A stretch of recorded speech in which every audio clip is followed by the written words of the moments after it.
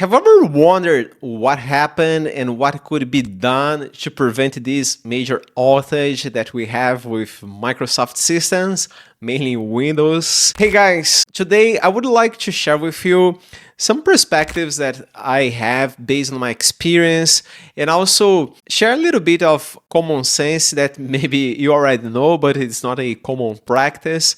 But even though it's something we will get more clarity probably over the week or the month on what happened with this CrowdStrike issue, how that got released and affected so many services. And it's challenging if we think about like how many people were affected. By the end of the week, Microsoft was telling around 800 million of devices they were impacted. So if we think about the scale of the issue, it's really massive. Like airplanes got grounded, people they got stuck in airports, hospitals. They needed to do manual things or stop some procedures. So it was really major impact for the whole world. And I would like to share with you some insights, some perspectives that I have that I believe will serve you in your career. And if you apply this, you will not only stand out in your career, but also help the IT community overall, help your company to be closer to achievements that will avoid these major issues. I'm not telling that if someone just implement this will resolve the whole problem, but I'm very confident based on my experience, based on what I see. If we implement this, the likelihood will very minor to happen. The device number one that I have is think or do a meta impact assessment. And I know that this comes with experience, is the capacity to understand end to end what will happen if I push this button or if I do this deployment or if I do that release. And a lot of people, this can be also because of the experience as you grow in your career, you develop more mastery, that becomes easier. But sometimes people, they just think on the piece of work that they are doing, on the minor task, and they lose visibility about the impact of that work on the major project, on the major delivery. That's my perspective on what happened over the weekend, actually on Friday night here in Australia. And that was because someone probably unfortunately forgot to speak up about the impact of making a release without testing. And that's my assumption that they didn't test properly in the lower environments, all that release that they were doing. And because this, someone just lost perspective on the impact, and we saw the major outage that happened. That leads me to advice number two. Prioritize on need. I know that sometimes people, they struggle, and I include myself on this. Sometimes a colleague gets sick, they are on annual leave, or they are on holidays, and we have a lot of work piled up in our plate. But isn't it true that is our responsibility to see what's really required there and necessary?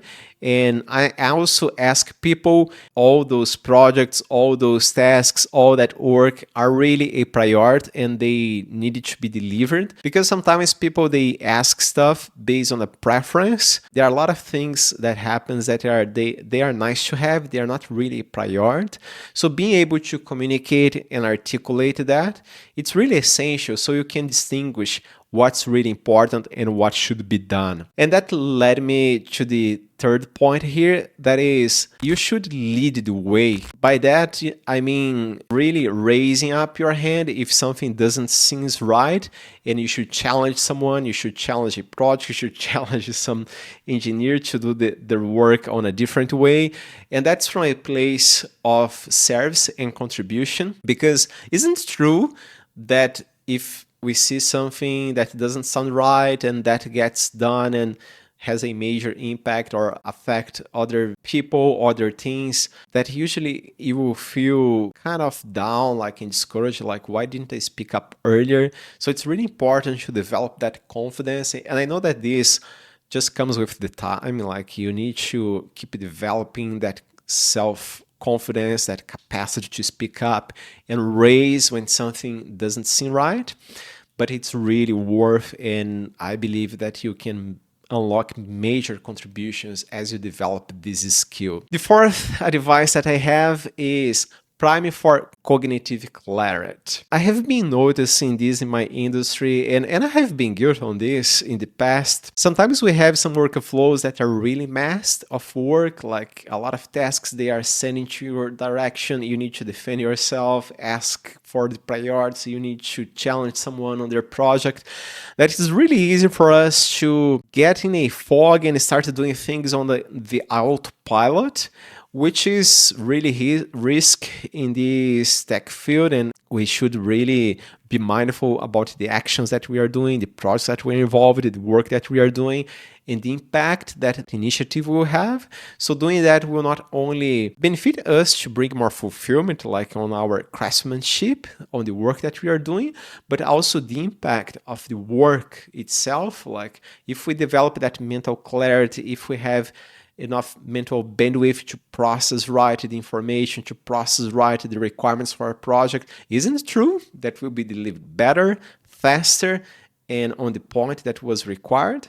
So that's a challenge that we believe we all should embrace. I know that it's hard sometimes with a lot of people pulling you, because as I talk sometimes here in our channel, we need to be a little bit artful on how we set up that boundary and how we protect our time as engineers to do the work, because it's easy to get pulled in 5, 6 different meetings in a single day and have really few hours to do your engineering work or deliver a project that you are working on. I hope that you have enjoyed this video. If you did, leave me a like, subscribe, share with a friend. Let me know where you're watching from and what topics would you like to see in your channel here.